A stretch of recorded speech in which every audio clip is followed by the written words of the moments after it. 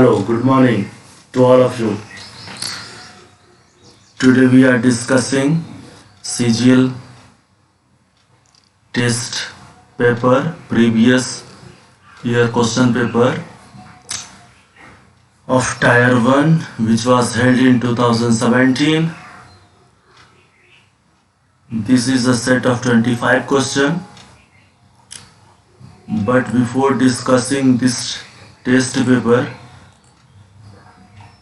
we are going to discuss some most important word meaning from this test paper, and this is taken from MB publication book, which is written by Ajay sir. Okay dear, let's start. First of all, I am going to discuss the most important word meaning of this CGL test paper. First word is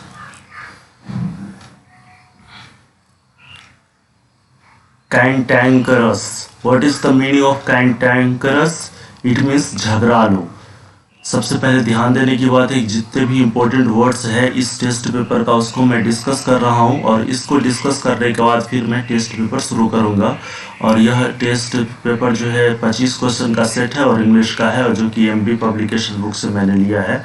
और देखता हूं सब. दूसरा word जो है humorous. What is the meaning of humorous? इसका मतलब होता है मजाकिया. रिमोर्सफुल. रिमोर्सफुल का मतलब होता है पश्चाताप भरा. और कॉन्वाइजर का मीनिंग है गुण का पारखी. और फिर डिसिसिव. डिसिसिव का मतलब निर्णायक. डिसर्निंग.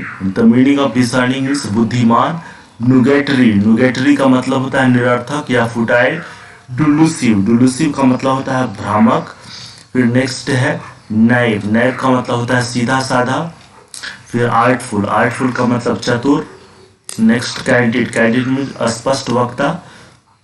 क्रेडुलस मीन्स जो किसी बात पर आसानी से विश्वास कर ले. Means one who believe someone easily, that one is credulous.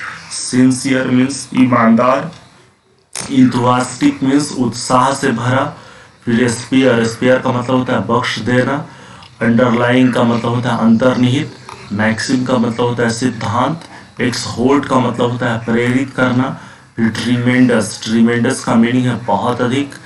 Unprecedented का मतलब होता है बहुत अधिक, दैट इज अनप्रेसिडेंटेड. नेग्लिजिबल का मतलब होता है नाम मात्र का. फिर ब्लीक का मीनिंग है निराशाजनक.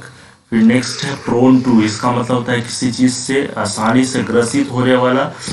एडवर्स टू का मतलब होता है निक्षुक या प्रतिकूल. लायबल का मीनिंग उत्तरदायी. नेक्स्ट वन एंग्रॉस इन, किसी काम में मग्न होना. वंस अगेन, कैंटैंकरस मीन्स झगड़ालू. ह्यूमरस माना मजाकिया. रिमोर्सफुल माना पश्चाताप भरा. और कन्वाइजर मीन्स गुण का पारखी. डिसी मीन्स निर्णायक. डिसर्निंग मीन्स बुद्धिमान. नुगेटरी मीन्स निरर्थक या फुटाइल. डिल्यूसिव मीन्स भ्रामक. नई मीन्स सीधा साधा. आर्टफुल मीन्स चतुर. और कैंडिड मीन्स स्पष्ट वक्ता. क्रेडुलस माना जो किसी बात पर आसानी से विश्वास कर ले. सिंसियर मीन्स ईमानदार. इंथुआस्टिक मीन्स उत्साह से भरा. स्पेयर मीन्स बख्श देना. अंडरलाइंग मीन्स अंतर्निहित. मैक्सिम मीन्स सिद्धांत. एक्सहोर्ट मीन्स प्रेरित करना. ट्रीमेंडस मीन्स बहुत अधिक. अनप्रेसिडेंट मीन्स बहुत अधिक. नेग्लिजिबल मीन्स नाम मात्र का. ब्लिक मीन्स निराशाजनक. प्रोन टू मीन्स किसी चीज से आसानी से ग्रसित होने वाला. एडवर्स टू मीन्स अनिच्छुक या प्रतिकूल. लायबल टू मीन्स उत्तरदायी. एंड ग्रोस इन मीन्स किसी काम में मग्न होना. In this way we have completed the most important word meaning of this test paper. Okay, let's start from the first question.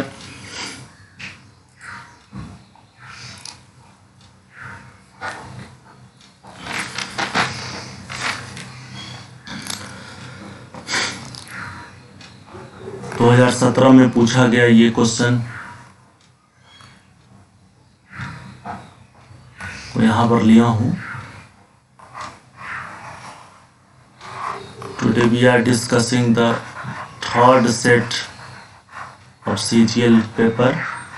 Third set. It is the third question set. Okay.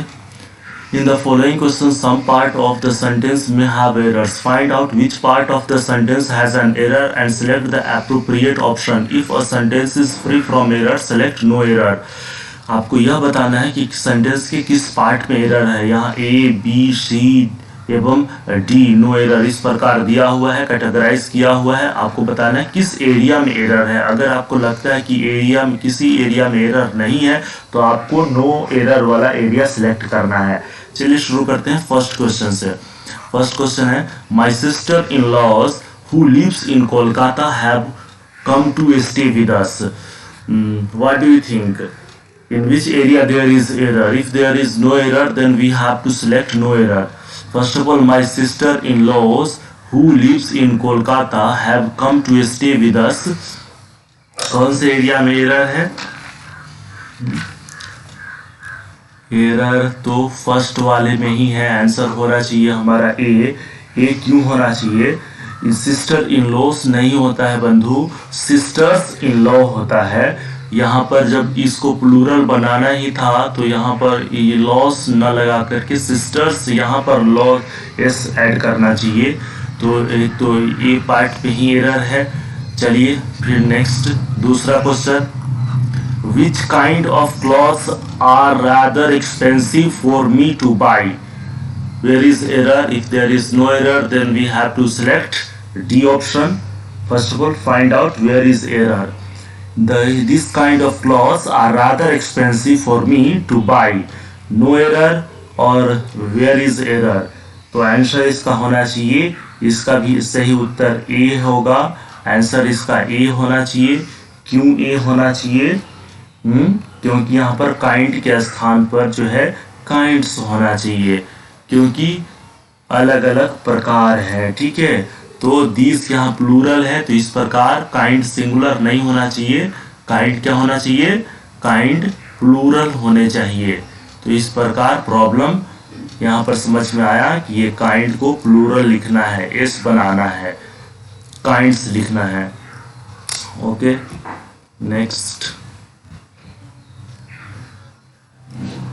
Next direction 3 और 4 question के लिए. In the following questions the sentence given with a blank to be filled in with an appropriate word. Select the correct alternative out of the 4 and indicate it by selecting the appropriate option. Means you have to fill in the blanks with the most appropriate word. The first question, 3 number question, the employee did not dash to the argument of the manager. Which is the most appropriate? Proceed होगा, precede होगा, या exceed होगा, या concede होगा, या recede होगा. क्या होने चाहिए 3 नंबर क्वेश्चन में? 3 नंबर क्वेश्चन में होना क्या चाहिए? 3 का सी नंबर होना चाहिए, वो है कंसीड. तो कंसीड राइट आंसर है. क्यों? कंसीड किसी तथ्य आदि को स्वीकार करना, प्रीसीड स्थान में किसी के पहले आना, और रिसीड किसी बुरे चीज की तीव्रता में कमी आना. तो ये था भी नहीं, तो इस प्रकार होना क्या चाहिए? कंसीड. Okay let's 4 number question. He was sworn dash as the prime minister of our country. तो क्वेश्चन नंबर 4 का क्या होना चाहिए? He was sworn in as the prime minister of our country. तो in this way a number option right है. Next, in the following questions out of the 4 alternatives select the word similar in meaning to the word given. And next similar meaning बताना है. It means we have to select the synonyms of the given word. 5 number question, cantankerous. What is the meaning of cantankerous? झगड़ालू. तो most appropriate meaning क्या होना चाहिए cantankerous का? इसका मतलब ही होता है झगड़ालू. अभी हमने मीनिंग पढ़ा भी है मोस्ट इंपॉर्टेंट वर्ड का. तो इसका मोस्ट अप्रोप्रिएट मीनिंग वाला वर्ड हो जाएगा क्वारलसम. इसका भी मतलब होता है झगड़ालू. तो इस प्रकार आंसर हो जाएगा कैंटेंकरस का meaning क्वारलसम.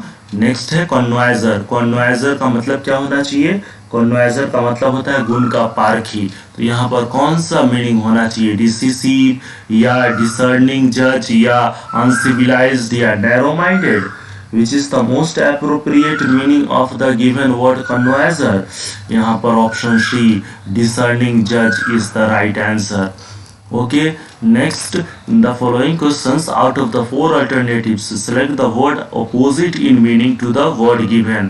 Nugatory. What is the meaning of nugatory? Nugatory का मतलब ही होता है निरर्थक या फुटाइल। तो इसका opposite word बताना है, it means antonym बताना है। तो निरर्थक या फुटाइल, तो इसका सार्थक अर्थ क्या होना चाहिए? इसका जो सार्थक अर्थ होना चाहिए वो होना चाहिए प्रोडक्टिव, मीन्स कुछ ना कुछ सार्थक, कुछ ना कुछ प्रोडक्ट उत्पाद किया जाए जिसका कुछ ना कुछ बढ़िया रिजल्ट हो, न कि वो निरर्थक हो जाए, वो सार्थक हो। चलिए, naive. What is the meaning of naive? We have read. Naive का मतलब ही होता है सीधा साधा। तो नाइव का मतलब क्या होता है? सीधा साधा।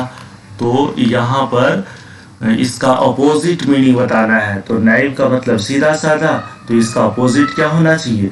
ठीक, इसका अपोजिट उल्टा होना चाहिए आर्टफुल, जो कुशलता हो, जो तरह तरह के माना हर चीज में निपुण हो, माना से उसमें कुछ ना कुछ गुण हो।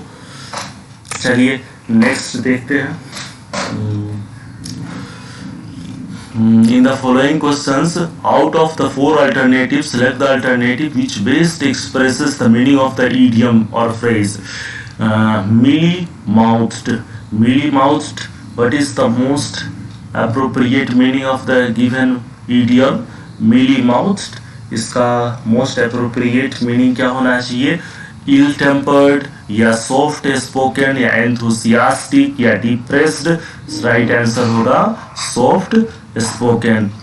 दूसरा, next 10 number question, bye fits and starts. What is the most appropriate meaning of bye fits and starts idiom? 10 number question के लिए सही आंसर होगा इरेगुलरली. इरेगुलरली का मतलब ही होता है bye fits and start. Next, improve the bracketed part of the sentence.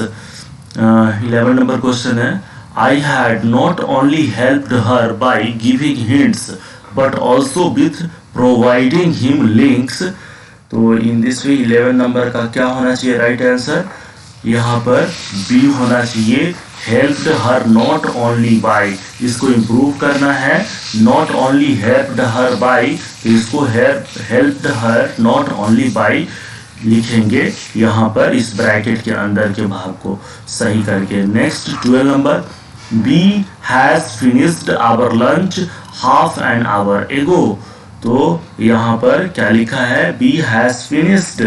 तो B has finished, तो हैज फिनिश्ड के जगह पर क्या राइट होना चाहिए? तो सबसे पहली बात होना क्या चाहिए? बी के साथ तो हैज का यूज तो कभी होगा नहीं, वो तो सदैव हैव का ही यूज होना चाहिए.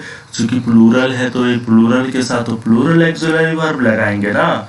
तो इन दिस वे राइट क्या होना चाहिए? Our lunch half an hour ago. हमने अपना लंच आधे घंटे पहले किया. तो ये तो सिंपल पास्ट मालूम पड़ रहा है. तो in this way we have to select option number A, means B finished our lunch half an hour ago. Okay, let's see the next. In the following questions, out of the four alternatives, select the alternative which is the most substitute of the phrase. The act of speaking irrelevantly about sacred things. ठीक है, पवित्र वस्तुओं के बारे में अनीति संगत माना असंगत बातें कहने की जो प्रवृत्ति है उसे हम क्या कहेंगे? तो ये वन वर्ड सब्स्टिट्यूशन का है. तो वन वर्ड सब्स्टिट्यूशन तो आप पढ़े ही होंगे. सारा वन वर्ड सब्स्टिट्यूशन एक ही सिंगल क्लास में हमने कंप्लीट किया है, वो अपलोड किया हुआ है सारा एमबी पब्लिकेशन का. उसमें आपको जरूर ये मिलेगा. अगर आप नहीं पढ़े हैं तो देख लीजिए. 4 घंटे समथिंग का है, 4.5 घंटे के आसपास का वीडियो है और उसमें मोर देन 1500 जो है कंप्लीट किया हूँ, और वो बिना रुके बिना थके. तो आप समझ सकते हैं कितना मेहनत हमने किया है आप लोगों के लिए. चलिए, तो इसमें जो है the act of speaking irrelevantly about sacred things, the most appropriate meaning होना चाहिए इसका ब्लास्फेमी। तो इस प्रकार ये ब्लास्फेमी का ही मतलब होता है the act of speaking irrelevantly about sacred things. Next 14 number, a person who talks too much of himself, जो अपने ही बारे में बहुत बोलता हो, ठीक है। तो जो अपने बारे में, खुद के बारे में बहुत बातें करता हो, तो उसके लिए हम कौन सा वर्ड यूज करेंगे? उसके लिए एक वर्ड होता है वो यहाँ पर ईगोटिस्ट, माना सेल्फ कॉन्सेंट्रेटेड वो पर्सन है, सेल्फ सेंटर्ड है, अपनी ही बड़ाई किए जाएगा, अपने ही बारे में बातें करेगा, मैं वह हूँ, मैं वह हूँ, मैं यह हूँ, मैं ये कर सकता हूँ, मैं वो कर सकता हूँ, माना। तो इस तरीके के पर्सन को हम क्या कहेंगे? Egotist. Okay, in the following questions 4 words are given, out of which one word is incorrectly spelled, select the incorrectly spelled word। यहाँ पर 4 ऑप्शन है, इसमें एक इनकरेक्टली स्पेल्ड है, उस इनकरेक्टली स्पेल्ड वर्ड को जो है सिलेक्ट करना है। तो एंटरप्रेन्योर, रिम्यूनरेशन, अप्रेंटिस और sovereignty. Then which word is wrongly spelled here? Firstly find. तो एंटरप्रेन्योर ये तो राइट लग रहा है, ये तो सही है। तो रिम्यूनरेशन ये भी सही है। अप्रेंटिस इसका भी स्पेलिंग जो है सही है। तो सोवरेनिटी का जो स्पेलिंग है, तो सोवरेनिटी का स्पेलिंग गलत है। क्यों गलत है? यहाँ पर जो है सोवरेनिटी के स्पेलिंग में जो है आपका NI का यूज नहीं होना चाहिए। तो इस प्रकार ये गलत है। तो राइट आंसर क्या होगा? राइट आंसर जो है आंसर नंबर यहाँ पर डी राइट आंसर है। ओके, 60 नंबर में कौन सा वर्ड रॉन्गली स्पेल्ड है? ट्रैंक्विलिटी, प्रिजर्वेरेंस। तो ट्रैंक्विलिटी क्या है? ये तो ठीक ठाक है। प्रिजर्वेरेंस का जो स्पेलिंग है, ये स्पेलिंग गलत है, क्योंकि आर के बाद ए होना चाहिए। PERSEVERANCE, प्रिजर्वेरेंस। अगर ए लिख देते तो ये राइट हो जाना चाहिए। तो इस प्रकार ABC और ACD जो है राइट है, और ये जो स्पेलिंग है ये B नंबर ये गलत है। तो आंसर हमारा कौन होना चाहिए? B नंबर का जो है वो 16 में राइट आंसर है, माना रॉन्गली स्पेल्ड वर्ड है। Next, the questions below consist of a set of labeled sentences. Out of the 4 options given, select the most logical order of the sentences to form a coherent paragraph। यहाँ पर जो है disorder है, 4 sentence है, सब disorder में fit किया हुआ है। उसको आपको ऑर्डर में जो है ऑर्डर बाय ऑर्डर, कौन पहले किस क्रम में होना चाहिए, इस क्रम में जो है आपको सजाना है, और उसके बाद यहाँ पर 4 ऑप्शन में से सिलेक्ट करना है। तो फर्स्ट ऑफ ऑल क्या है? In other countries which are populated by haves, frustration is among them also because they do not have। In some countries, frustration exists because these countries are populated by have-nots। Frustration is a global cancer. It has spared no country। Then कौन सा जो first sentence होना चाहिए, शुरुआती का कौन सा होना चाहिए? तो इसमें चेक करें जरा हम। तो चेक करने से तो मालूम पड़ रहा है कि शुरुआती में होना क्या चाहिए। सबसे पहले कौन सा होना चाहिए? तो सबसे पहले होना चाहिए इसका frustration is a global cancer. तो ये जो है फर्स्ट होना चाहिए। उसके बाद कौन होना चाहिए? It has spared no country. फिर सेकेंड ये हो जाएगा। फिर थर्ड क्या होना चाहिए? ये Q number. In some countries frustration exist because this countries are populated by have nots. फिर इन अदर कंट्रीज ये 4 नंबर में हो जाएगा। तो in this way RSQP is the right answer। Okay, let's see question number 18। The real purpose underlying this maxim lies in its utility in the worldly sense। He has within him a spirit which is ever exhorting him to cut down his needs and learn to be happy with what he has. Next, R. Man is something much greater than an intelligent being using his intellect to make newer inventions from time to time. S number, it tells us to be up and doing, not to be passive in our attitude to life. Then, which is the right order and which is the subject and from which sentence we can start?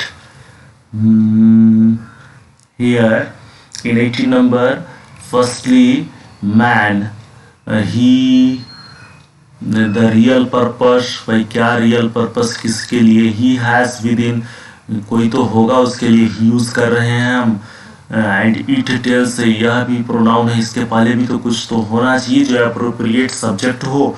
तो in this way are जो है ये right है, are से हम शुरू कर सकते हैं, इसको हम 1 नंबर में रख सकते हैं.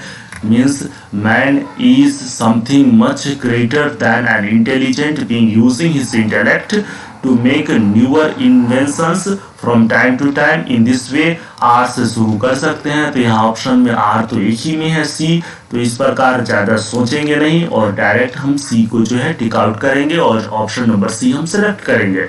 in this way 80 number is also completed. Next, in the following question, a sentence has been given in active or passive voice out of the 4 alternatives suggested. Select the one which best expresses the same sentence in passive and active voice. Why do you waste money?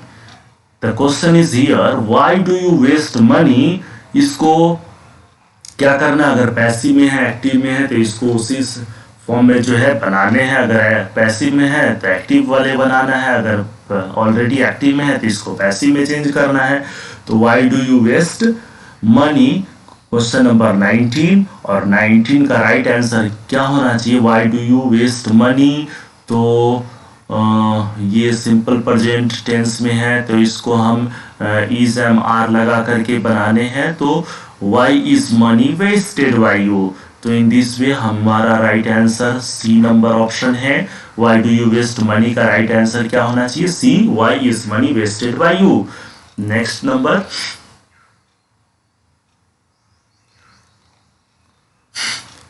in the following questions a sentence has been given in direct or indirect speech out of the 4 alternatives suggested. Select the one which best expresses the same sentence in direct or indirect speech. The question, the doctor said, well, what can I do for you?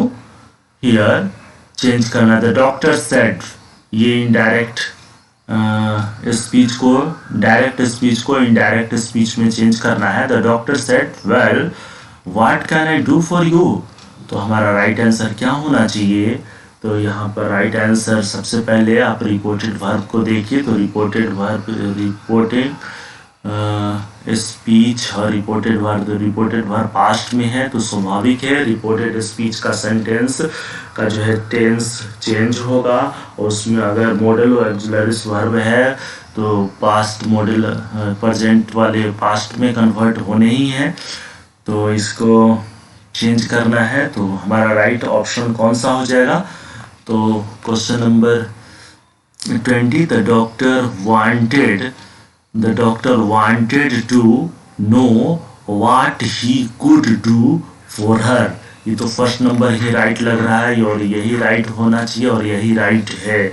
ठीक है, in this way we have completed 20 number question.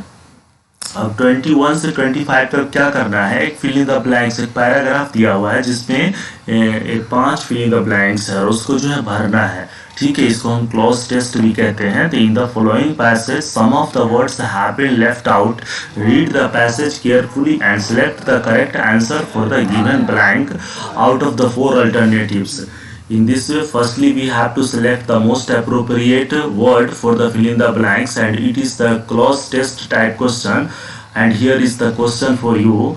The world has seen a dash growth in several spheres and agriculture, production, industrial production and communication, medicine, education, etc. have seen. The firstly we have to select The most appropriate word for the 21 number means the world has seen a dash growth in several spheres. The world has seen a where is option given? Tremendous, mere, hardly or slow. The world has seen a tremendous growth in several spheres. दुनिया ने चारों दिशा में एक व्यापक growth वृद्धि देखा है, ठीक है, देखी है। तो ट्रीमेंडस यहाँ पर राइट आंसर होना चाहिए। तो इस प्रकार 21 का ट्रीमेंडस हो गया। Agricultural production, industrial production, communication, medicine, education etcetera have seen dash growth. And what is the correct answer for the question number 22? For the question number 22, we have where is option given equal, unprecedented, and negligible and negative. So firstly, where is question? Education have seen, agricultural production, industrial production, communication, medicine, education, etc. have seen dash growth, unprecedented growth. तो 22 का option number B right answer. We can safely assume that the future is not as dash as once appeared to be. तो यहाँ पर आपको मालूम होना चाहिए as dash add है तो कोई ना कोई एडजेक्टिव ही आएगा यहाँ पर, और वो एडजेक्टिव क्या होने चाहिए? तो यहाँ पर हम देखते हैं, यहाँ पर ऑप्शन में भी तो ऑप्शन भी तो कमाल का है, सारे एडजेक्टिव वर्ड और एक वर्ब दिया हुआ है, 3 एडजेक्टिव और एक वर्ब, 30 आपको सेलेक्ट करने में जो वर्ब है उसको तो पहले ही आप एलिमिनेट कर लीजिए। फिर गुड, स्ट्रॉन्ग और हाई क्या होना चाहिए? गुड, स्ट्रॉन्ग और हाई, ये 3 में से होना क्या चाहिए? और एक ब्लीक दिया हुआ है तो यहाँ पर क्या होना चाहिए? ब्लीक राइट आंसर होने चाहिए।